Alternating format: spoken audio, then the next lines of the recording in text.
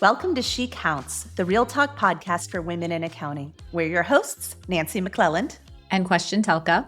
And every episode, we're digging into the real experiences, challenges, and unspoken truths of life in this profession. Because if you've ever felt like you're the only one, you're not, and you shouldn't have to figure it out alone. Special thanks to our Season 3 sponsors. This is our first episode of Season 3. Yay. Bill, Relay, and Carbon. Woohoo! We are so grateful to them for helping us bring these conversations to life, really enabling us to share out loud what everyone's thinking, but no one's saying. You can learn more about them on our sponsors page at shecounts.show. And if you want to support the podcast, the one thing that would make the biggest impact for us is to leave a review on your favorite podcast platform. The reviews really do help others to find the podcast. And remember, you can go to earmark.app to earn CPE credit. And please follow the She Counts podcast on LinkedIn to join the conversation. We are getting really close to 1,000 followers, and we are super excited about that. Yeah, we need to do something to celebrate when we get there, but we haven't quite figured out what it's going to be yet. Yeah, we're going to do something special. That's right. So today's episode is called The Big D, Radical Acceptance, Work, and Rebuilding in Real Time. So by the big D, what we mean is divorce. We are having an honest conversation about navigating divorce while still running a career, raising kids, and somehow holding it all together. And it's all about radical acceptance and financial independence and becoming someone new without pretending that this middle isn't messy as all get out. Yeah. And if there's anything that I've learned about this process is that you can be choosing something and still grieve it, and that relief and struggle can sit at the same table and neither one cancels the other out. That's what this season in life has taught me more than anything. And as everyone is aware, we love launching each episode with a story. And Nancy, do you want to share our very recent to-do list victory with the listeners? Oh, yes, I do. I very much do. Because it was the genesis for this whole episode. You know, we've got this really long list of topics and ideas that we go back to over and over again, but sometimes the birth of an idea for an episode comes from something very recent and natural that has happened to us. And that's what happened here.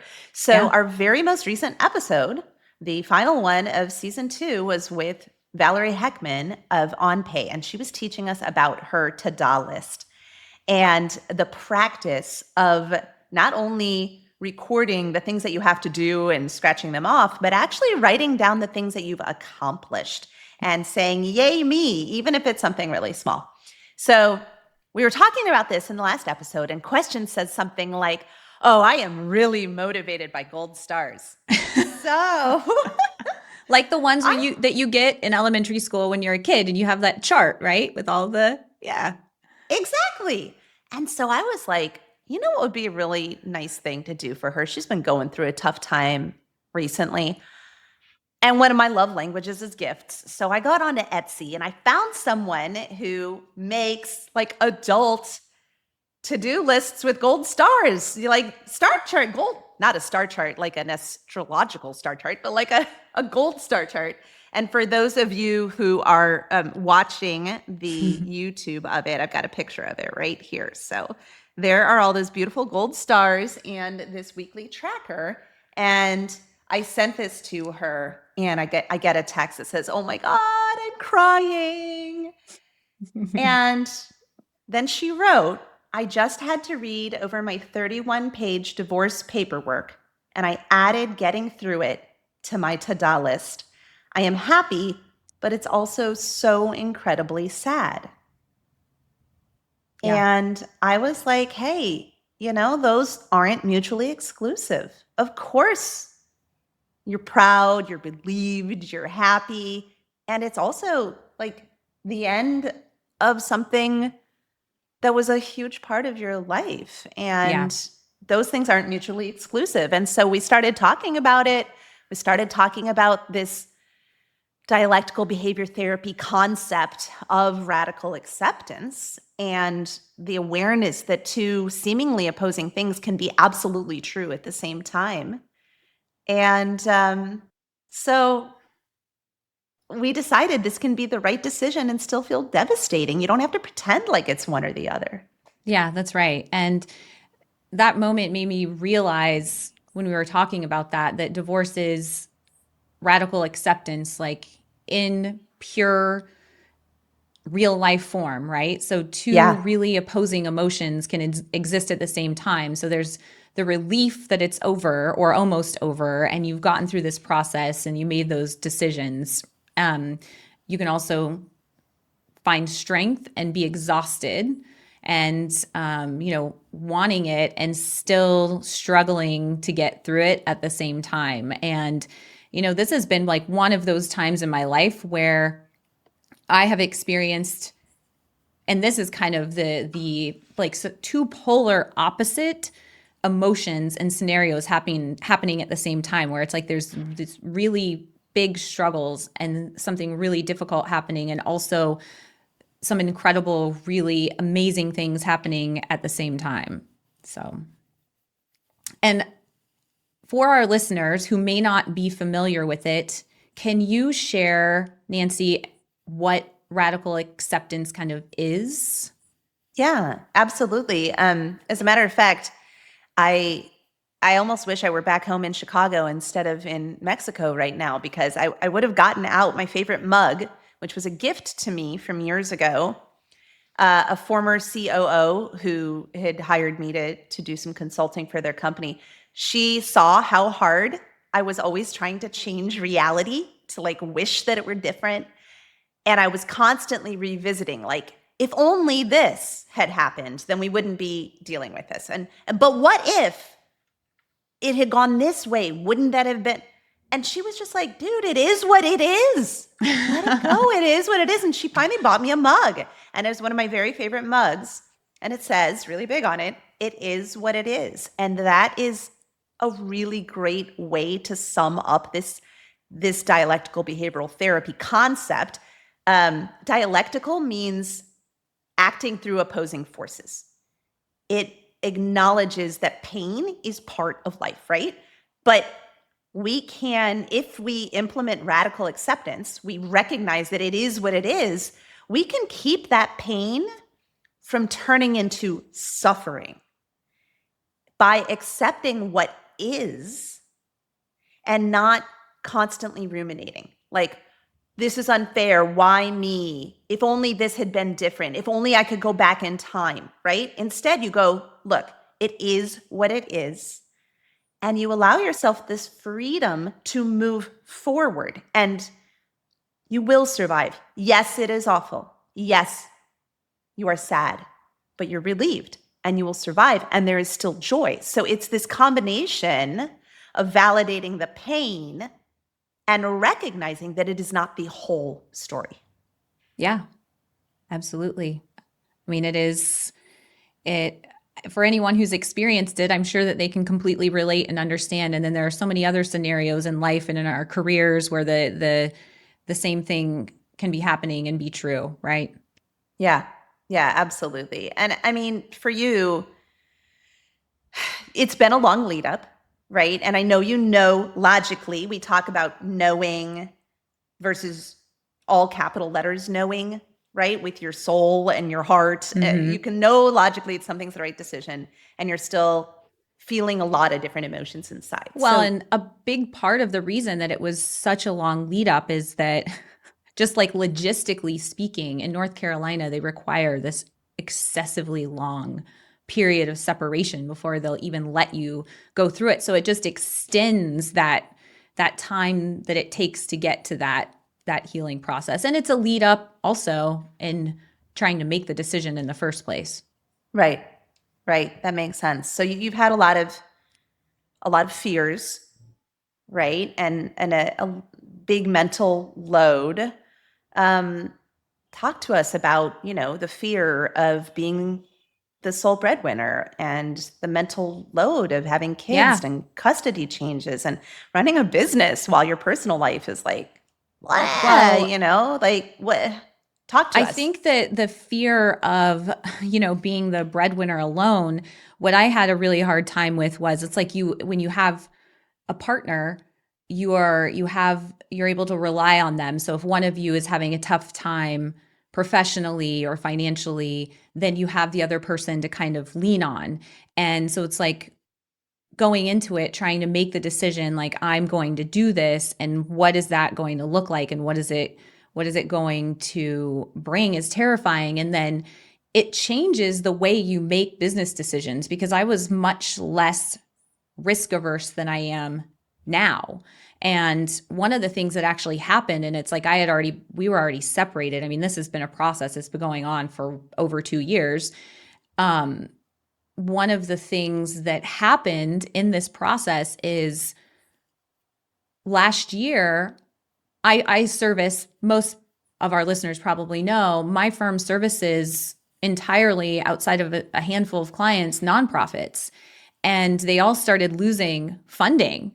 And I'm in this process going, oh my gosh, they're losing funding. I'm trying to figure out how am I going to sustain myself, my kids, and provide for them while also, you know, emotionally managing, dealing with clients who are having to, they're losing funding and they're also, having to make big decisions around terminating their employees because they can't afford to pay them anymore.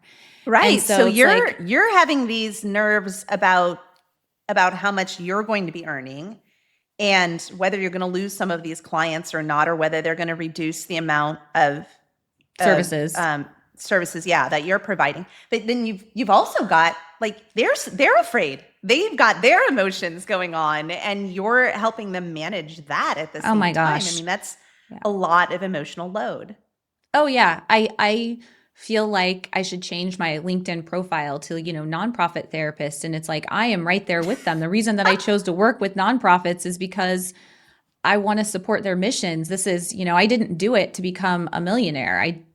I did it because the work that they do is important to me. And so it's like that on top of everything else going on, that emotional toll is heavy too. So, and So then go ahead. no, I was going to ask how you've been dealing with that, but there's probably a lot more that you want to add to it. I'm like, Because you also have kids and yeah, you also have public speaking, right? You've got more things going on than the breadwinning and the clients. yeah. Well, I How are mean, you it's managing it? trying to run a business and when you feel like your personal life is unraveling, and I'm sure this resonates with a lot of people, maybe this isn't the correct way to manage it, but the only way I've been able to deal with it is trying to compartmentalize it the best that I can. So setting aside those feelings and emotions and trying to then focus on my clients and on the business instead. And so like having to really separate those and you know with the speaking and with my career growth too, like one of the things that really led to this, I mean, there's a lot of things. I was married for 13 years. So there was a lot, after that amount of time, you have a long list, especially when maybe you didn't choose correctly in the first place. Oh, now But I want to let's give you a break on that one. It's very, very hard. It's very easy to look back and say, I didn't choose the right partner. But yeah, like you can't have known that at the time. So give yourself no, some grace there. yeah, that's right. Anyway, please go ahead. Well, I was going to say that it's like interesting, or it's just like complex because one of the things that led to it in the first place was my level of ambition was so high. And when I started to really speak at conferences and travel for work, and my professionally just started to really grow, it really, my partner was not supportive of that. And so it was like, Wow. you would imagine like you accomplish this incredible goal and this like thing that you've always set out to do. Like, for example, when I would go to conferences, I felt so shy that I couldn't even walk up to and speak to someone. And then fast forward, you're on a stage in front of 500 people. And when the person that you are doing life with isn't like cheering you on in that process, like, Yeah. that's It breaks my heart in part because I have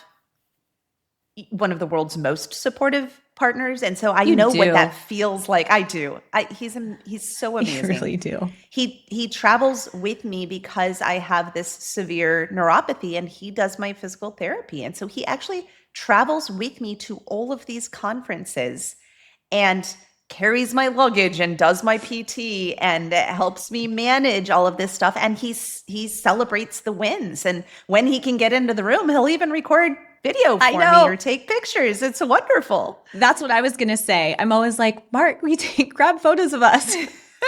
Yeah. I mean, I say this, um, I say this as a comparison only from the perspective that like my heart breaks for you because I know what having that support feels like and I know how important it is to me. And I want to give that to you. I want you to have that. I want every person in any relationship to have that kind of support because it can help you achieve clarity and help you realize your goals in ways that I suspect I would have nowhere near that kind of ability if I didn't have that. So Oh yeah, that makes me really sad. having a cheerleader and that support system is a huge Yeah. difference. Feeling like I have this person, like I can share this accomplishment that I had, and Yeah. it's an incredible feeling when you have it. Yeah. Absolutely. Now, you were also talking about the mental load of kids and the changes in custody. What has that Yeah. been looking like? Well, thankfully, my ex was not the right person for me, but he is a really good person. Like, Hmm. and we have been able to co-parent very amicably. We have a very amicable divorce. Like, we get along, really well. And Well, so that's all a blessing in I and of itself. So at it least really there's that. is. Yeah. And it's hard to imagine for me how difficult it is when it's just like when someone is going through it and there's so much I can't even try the amount of difficulty that I have had to try and manage. And then also if it was contentious with my ex, Hmm. like I just like that just takes it to a whole other level. But yeah, I Yeah. mean, custody schedules, like trying to work when kids are sick, and it's complicated and it's Yeah. difficult. So, and So I want to do an exercise with you. Um, we've talked about this ahead of time, but I know you don't know all of the questions that I'm going to ask you and all of the exercises we're going to do. So I'm asking you to do this. I'm also asking the audience who's listening to do this with us. Okay, so play along at home, whether you're on a walk or you're making dinner or whatever it is you're doing. So this is the first of our radical acceptance exercises. This is a very straightforward and common one if you go to a therapist who practices DBT. So you ask, and I would like you to think about it, what is something that you keep wishing were different? Like when you're not in the moment, when you keep saying, if only this, when you're struggling with ruminating or wishing that things were different than they are or that, historically things could have been different. What is that? What is one of those things? I think there's a lot, right? Like there's a lot. I could make a list like 5 miles long, but I think Well, when you when the you one when you thing, find yourself over and over and over again coming back to yeah. something that you keep ruminating and wishing, if only this, like what's the biggest thing? Well, I kind of touched on it a few minutes ago, but for me, it's just I wish that I would have chosen a partner that fit me better. And Mhm. that's so hard too because you're young when you Yeah. You're young when you find that person, and you don't, at the time I didn't even fully understand myself. And as I said, he's a great person. He's just not my person. Right. So that I keep going back to that, like, oh, what if I would have, if I would have known these things that I know now, or what if I would have gone through this different process and been more methodical about it, or whatnot. So Yeah. So that's the biggest thing. Okay. So let's sit with that for just a second. You're wishing that you could go back in time and make a different choice. yeah. You can't, though, right? You can't Yeah. go Well, back no, in of course time. not. So Not when, yet. not yet. Well, I yeah, mean, I never could have imagined that we would have AI in the form that we have it today. So maybe there'll be a that's time machine true. at some point. As of today, we can't go back in history and change that. So it is what it is. You chose who you chose. You can't change that. You may not like it, but this is where you are now. What changes in your mind when you stop arguing with reality? What changes for you when you say, sigh, no, come on, brain. You can't go back there. It is what it is. Let's accept it and stop trying to pretend that we can change historical reality. You finally, for me, and it's, it's great, the way that the term radical acceptance, because what it really does is it leads you to acceptance, which ultimately gives me a lot more peace. It's like, okay, like you said, it is what it is. I can't, Yeah. this is beyond my control. I can't change it. Yeah. So Oh, I love that. what can I do? Yeah. Yeah. Yeah. When we focus on what we can control rather than what we can't, it can be totally liberating. I mean, I struggle a ton with this. I'm a ruminator. I'm somebody who's just constantly like, Me and I'm not too. trying. Yeah, we both are. I think it's pretty common.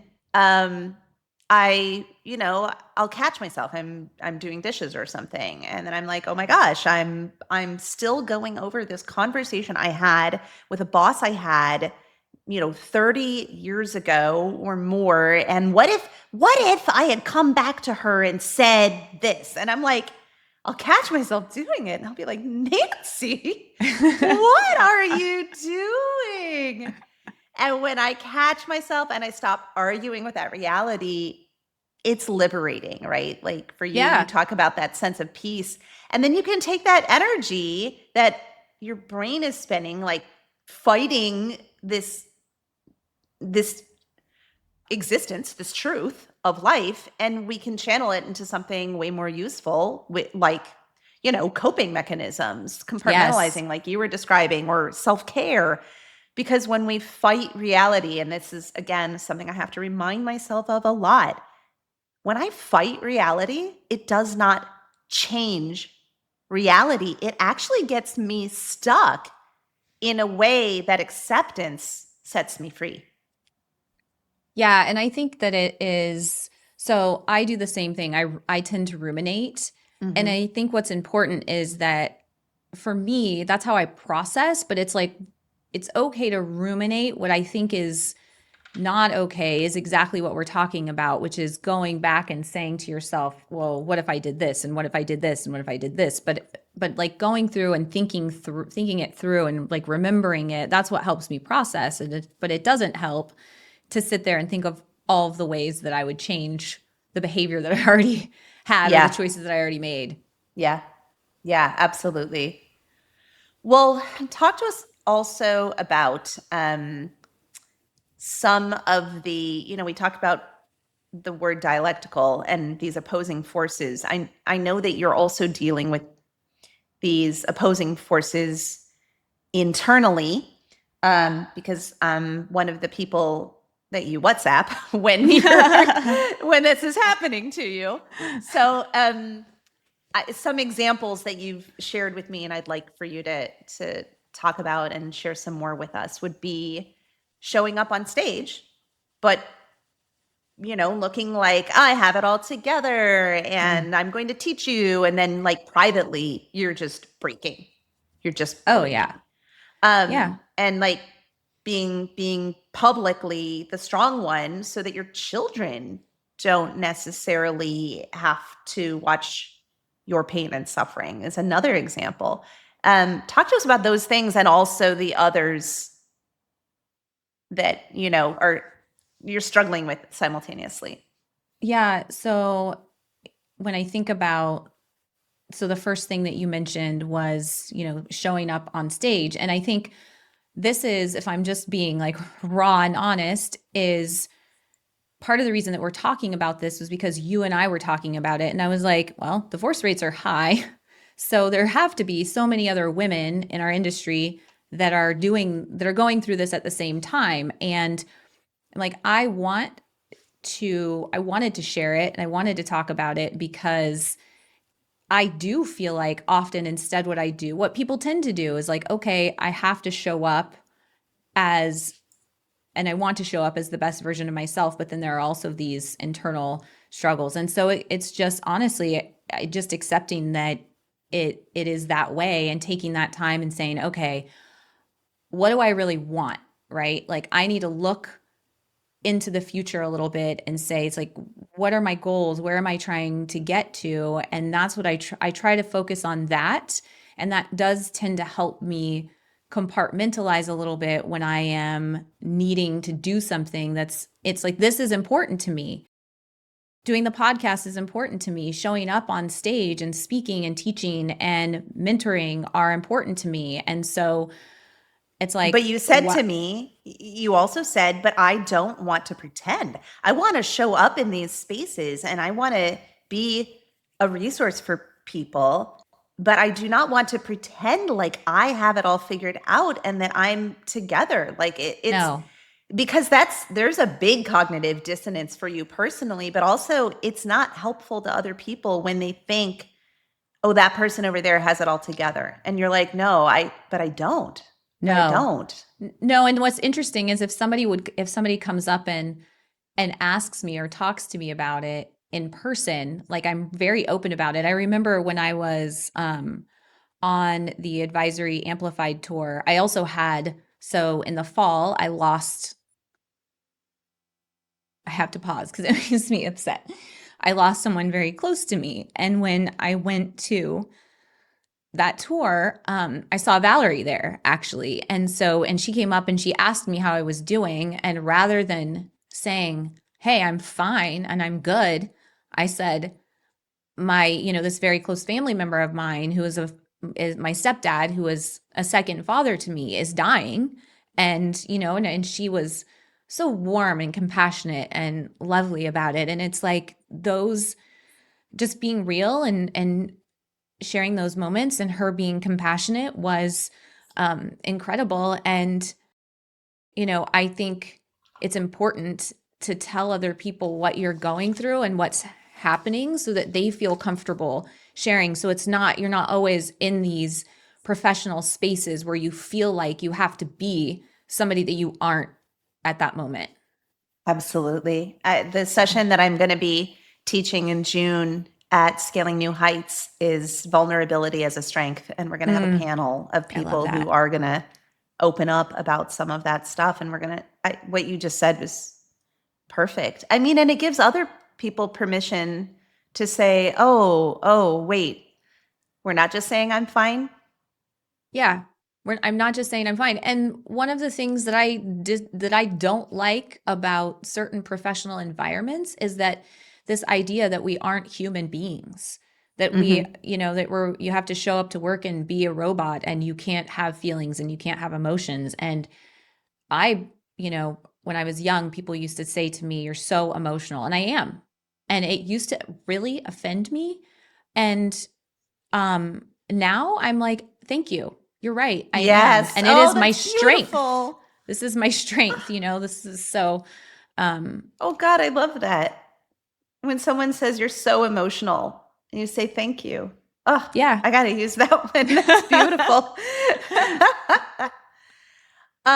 I want to ask about your work situation, what are some of the thoughts you've had about going back into the W-2 world and working for another company or continuing to run your own company or taking on freelance work with colleagues? Like what kinds of, I know this isn't all sorted out, but I know you have a Yeah, world of thoughts, probably some of them conflicting, about all what you're going to do conflicting. there. Yeah. All conflicting because there's stability in working as a W-2 employee that I don't have in my life right now. And so it's like that is often alluring and appealing. And, then that is also not just a symptom of this personal situation in my life, but also like what's happening in the nonprofit sector professionally, right? And Mm-hmm. so it's Mm-hmm. like,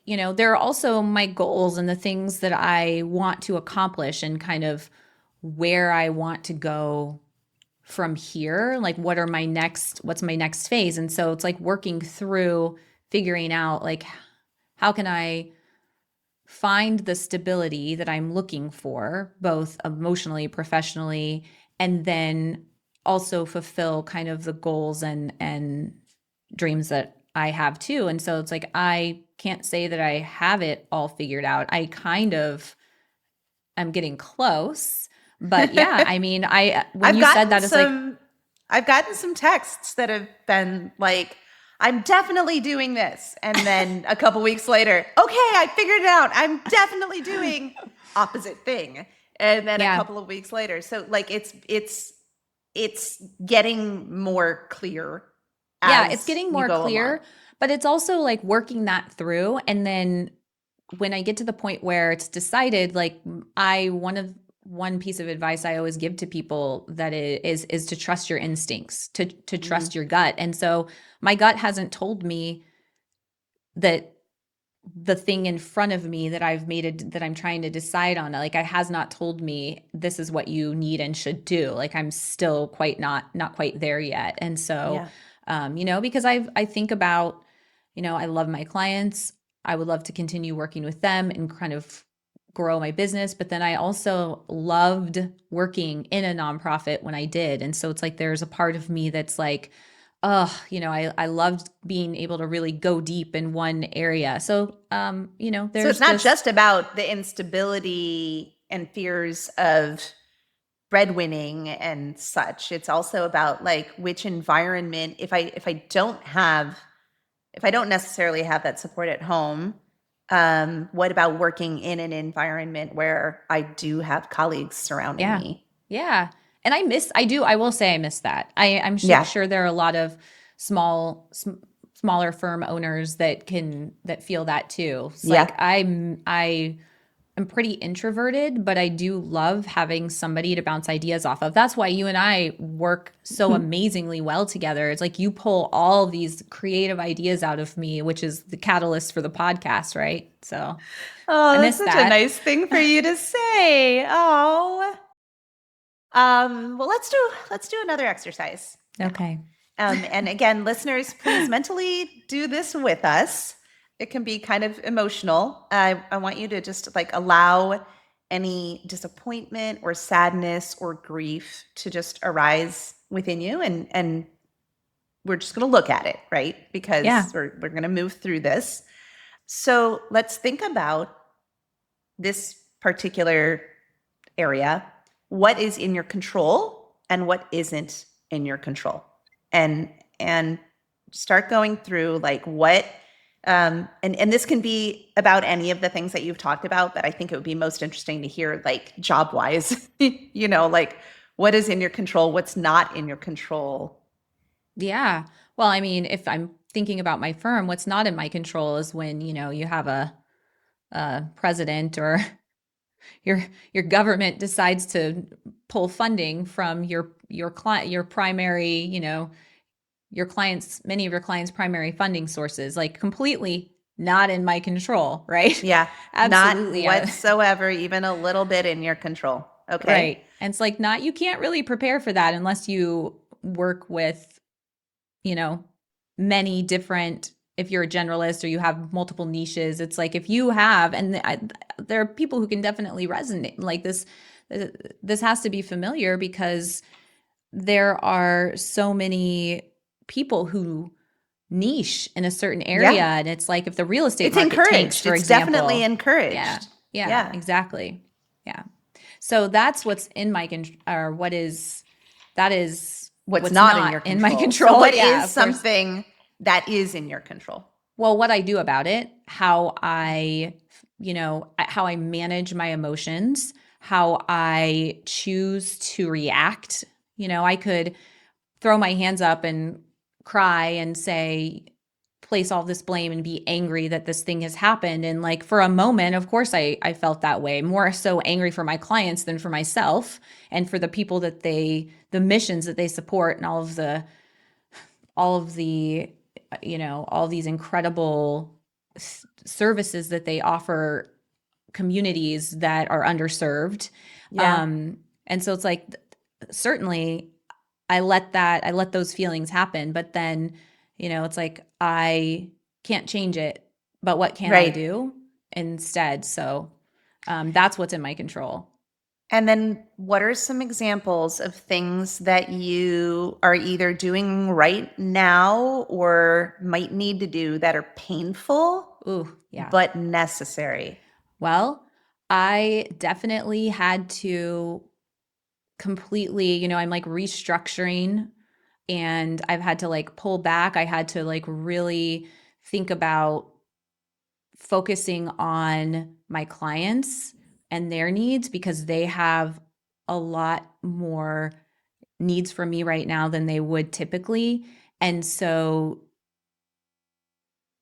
I like to speak and I like to teach. And so not submitting to speak at conferences as much, because I need to focus in this area instead to help them get through it and to help myself get through it. And also, in that sense too, preparing for a loss of revenue potentially. So cutting Yeah. back expenses, like making decisions about my team.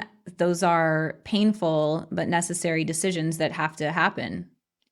I thank you so much for going through this with me. It's really helpful for me to watch you going through it and think about it for myself, as well as I hope it's helpful for you and for our listeners. I Yeah. think it's so important to acknowledge, um, and it's a hard thing to do, but I feel like this exercise helps to acknowledge that life can be worth living even when there is pain, and that when we imagine in your mind's eye, believing what you do not want to accept and rehearsing in your mind what you would do if you accepted what seems unacceptable. That sounds like an insane thing to say out loud, but Mm-hmm. it's true. Like, what you look at the unacceptable, I like closing down my firm, unacceptable. Okay, but what would you do if you accepted what seems unacceptable? And then you start acting in a way that's consistent with that. So, like, we're not pretending to be happy, we're letting ourselves feel, but we picture what it'll look like on the other side, start acting as if we're already there, if that's a decision. If that's the decision that you decide you might want to make, or if you're thinking about that as one of the possibilities, it's amazing. Like, how often we find that we can live life well even in the midst of tragedy. It's a very weird feeling, but it's true. Yeah. Well, and in the moments where I feel like, how am I, it's like, oh, am I going to be able to get through this? It's like, I've gotten through really difficult things. Like, I know for a fact that I will get through it. And Yeah. it's like, you just have to, that's something that you have to accept too. It's like, I will figure it out. Like, that's kind of, it's funny because I should have that on a post-it on my computer, that, like, I don't know what's going to happen right now, but I will figure it out. I mean, I always Yes. do. So it's just another one of those It is scenarios what where it you're like, is. it So is that what it same is. that same COO, Claire Karchmar. Oh, I miss her so much. I haven't talked to her for a while. She had a saying that was on a bulletin board above her desk, which was a Winston Churchill quote that said, "If you're going through hell, keep Keep on going." going. Yeah. I know that one too. She was Yeah. wise beyond her years. She really was. So talk with us about building this new identity, right? Like, before Yeah. the old paperwork is done, I know you felt like you've described feeling sort of empowered and wrecked at the same time, Yeah. right? You're still going through it, but you're not waiting until this is all said and done before you before you rebuild, right? Like Yeah. it's like the ashes of the Chicago fire, and the very next week, while they're carting the ashes away, they're starting to reconstruct. Talk about this empowerment at building this new identity and what it's like doing that in the middle of all Yeah. of this. Yeah. Well, and I think I said this to you when we were talking about this episode that it is, the whole thing is raw and it's feeling unsettled and it's definitely not all rainbows. They're like, only some rainbows. It's dark and it can be really complicated and a lot of differing emotions, as that's what we're talking about. And your point about rebuilding, and I'm sure I know like this is specific to this one topic, but it's like I'm guessing you have situations in your life too where when you rebuild, you don't wait for things to be settled. So it was like I was emotionally rebuilding as I was thinking through the decision to get divorced in the first place. And so it's Yeah. like that's always happening. And I don't think that it's ever, at least for myself, I can only speak for myself, that is ever like, okay, I have to have this thing done before I start thinking about and making plans for what comes next. Right. Yeah, absolutely. And I think that part of acceptance that I think is important to remember is that acceptance doesn't necessarily mean that you think it's okay. Like you were going, this is not the relationship for me. This is not my person, right? And Yeah. I haven't found that person yet, and I don't know what is going to come next, and this is all terrifying, but I know for myself that this is not the person that I am in this relationship is not the person that I want to be. And so you could accept that relationship wasn't okay. At the same time that you're like, yeah, but it is. It is. You didn't condone or give up. You didn't fight that reality trying to pretend or wish. You weren't trying to like make your relationship work the way that you wanted it to work. You were like, no. Well, I did that for a while. Did you? Oh my gosh, yeah. How long did you, because here's another example of fighting reality, Yeah. right? Trying to pretend or Yeah. wish that it were Well, different. How long were you in that spot where you tried to make it something that it wasn't?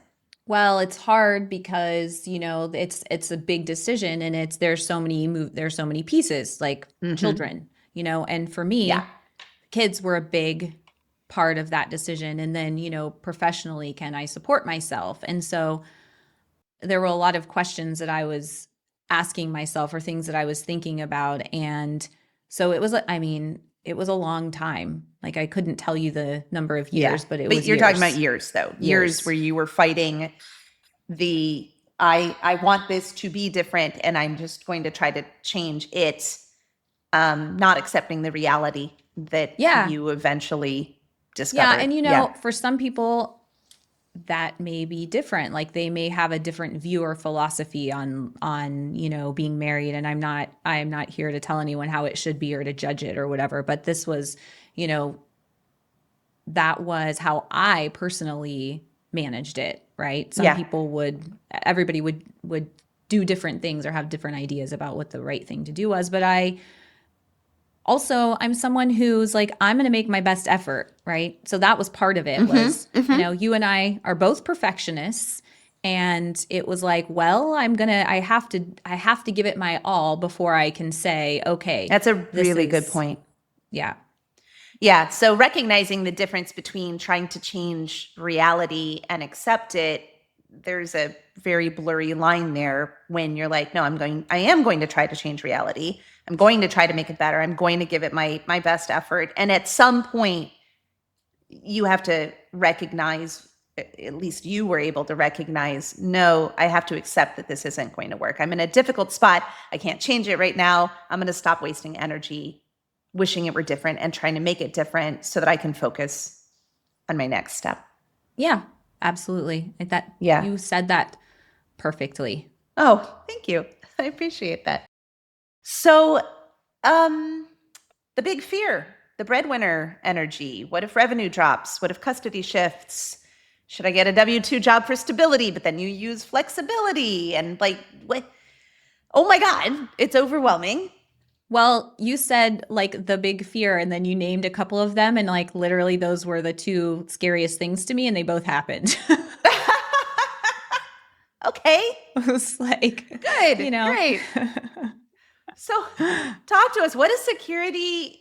How how do you even begin to use radical acceptance or any of the other tools in your mental health toolbox to look at those fears? We talk about doing it anyway, but how do you do it anyway when what you've always looked at as security is no longer your security? well, something that you and I both lean into a lot and we talk about a lot, and it's why we started the podcast in the first place, is your support system, professional network, personal network, family, friends. Like I am so thankful that I have a huge support system.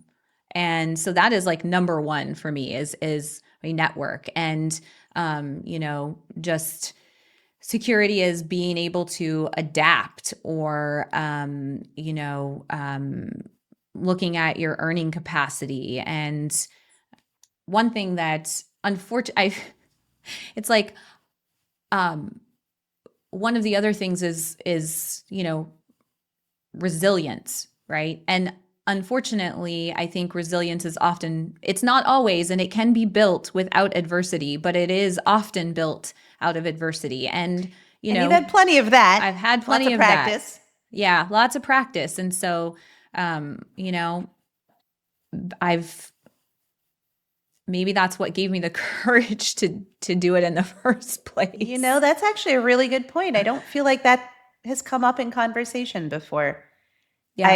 I love the fact that maybe because you developed this resilience, you realized that even though you don't have all the answers yet, that's okay, right? Like you don't need Yeah. certainty. You need, like you said earlier, I will figure it out.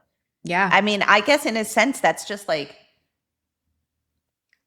learning to tolerate the discomfort of not being certain. Yes. Oh my gosh. Well, I've definitely had to get used to that.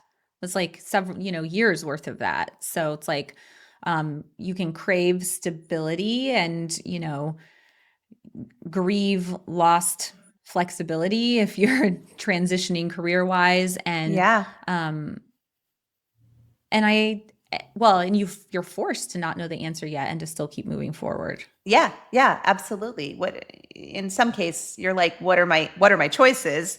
But also you're not trapped. Like you're choosing to move forward. Here, you Right. have agency. Yeah, that's right. I love that. You have agency. That's Yeah. again. Well, that is the thing that has helped me the most when I've been in really, really, really rotten situations is I have unfortunately I've felt very trapped at various times in my life. Sometimes through something I've created myself. Same. Yes. And when I feel trapped, my go-to is to remember I can burn it all down. Like I can. It's when I remind myself that I can walk away from something or give it up or burn it down or whatever it is. When I remind myself that that's an option, I go, "Oh, wait a minute, but I want to stay here. I have agency. I am choosing this. This is an active decision on my I'm not trapped. I'm not trapped." And that's what you did in this situation. You were like, Yeah. I have agency, I have resilience, I have a network. I can do this.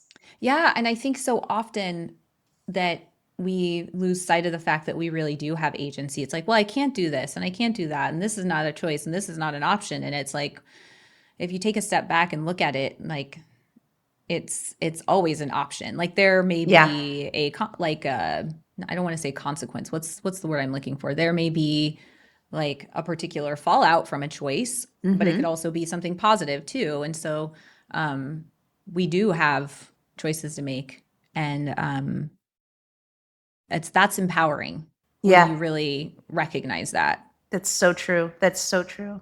Can we do one more exercise before Sure. we I close love out? this. I Okay. feel like I'm having like my, I'm getting my free therapy.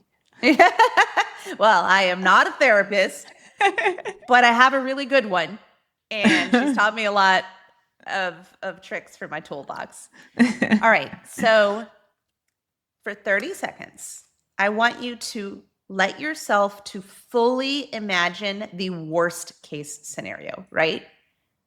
Revenue drops, custody shifts, you take a W-2 job and it turns out to be crap and you never have any flexibility. Like, feel all of this discomfort and this fear without solving it. Whatever your worst case scenario would be, imagine it all right now. And I know this is really weird for a podcast to have this much blank time, but you're not going to be able to do this if we're talking. So I really am going to time Are 30 you really? seconds. I really am. I'm going to make this happen. Maybe I'll make it 20. 30 seconds is a Yeah, really long you time. could. Although it's so Done. funny because, I do a lot of webinars and continuing education and that kind of thing. And one of the things that we've learned to do is to like give people time and silence while they're writing something down or thinking through Mm-hmm. something if you've asked them to do an exercise. And one of the things that my colleagues and I have always end up discussing is that if you give a group 1 minute to complete an exercise, it will feel like 8 seconds to them, but it's going to feel like Yeah, 4 hours to you. of course. Yeah. Always. All Yeah. right. So we're doing 30 seconds. We're fully imagining the worst case scenario.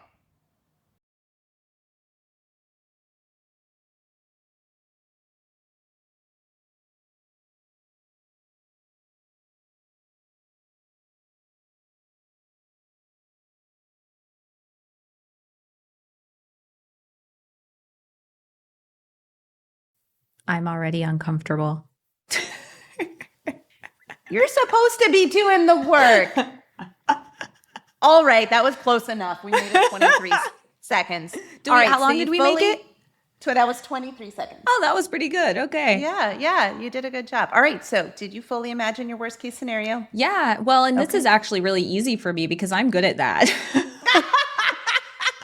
All right, that's not the point I'm trying to make here, but okay, that's handy. Okay, so now next part of the exercise. Is the thing that you just imagined, is it happening right now? No. All right, what is actually true right now? And then you go and you look at what's actually happening right now. Go ahead, take a moment. No, I wasn't going to answer it Oh, exactly, okay. but All I right. was going to say that I think this is a great exercise. It This is is. something that I do naturally, which Because you tend to imagine the worst case scenario. well, I think I'm a pretty positive person, but this is how this doing exercises like this is how I prepare myself for what may bring discomfort in the future. Got it. Got it. Well, I mean, it's an exercise that builds something that's called distress tolerance, which is like a core radical acceptance skill. If you can imagine the worst thing and sit with how awful that is and then say, but is this happening right now? You're like, oh, no, it's not. No, it's not. And actually, the chances of the worst case happening are pretty low. And also, I will live through it, which I think is the lesson that you're. So, what you're trying to tell me is that I'm already doing it naturally, so I get a gold star. You get a gold star! Ta-da! Ta-da! I'm building distress tolerance naturally. Oh, good one. Good ta-da. All right. So let's give the women listening, actually, I'm going to say the people listening, because I hope that there are Yeah. men that listen to this podcast as well. Please share some takeaways from your journey through this divorce process. This this concept of radical acceptance is a muscle that needs to be exercised. So working through this, accepting, you know, what's the quote? Like, I can't remember it. Of course, I'm going The to say something I can't give me accept the the courage to things. Yeah, change. Yeah, that to one. accept.